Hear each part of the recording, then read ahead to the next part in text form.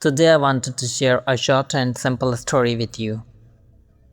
There was a little boy named Ali. One day Ali was doing his homework. He was using a new pencil. Suddenly the pencil broke. Ali became angry and said, "This pencil is useless." His teacher saw him and smiled.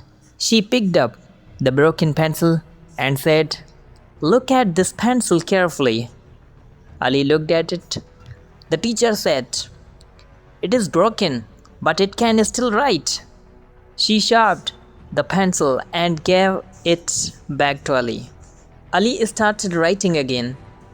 Then the teacher said, "Sometimes life is like this pencil. We may face problems. We may make mistakes. We may fail. But that doesn't mean our journey is over."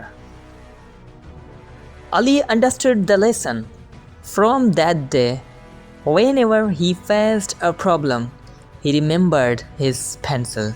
He stopped saying, "I can't do it." Instead, he started saying, "I will try again." And slowly, he became more confident. The lesson is, you may face difficulties in life. You may fail sometimes.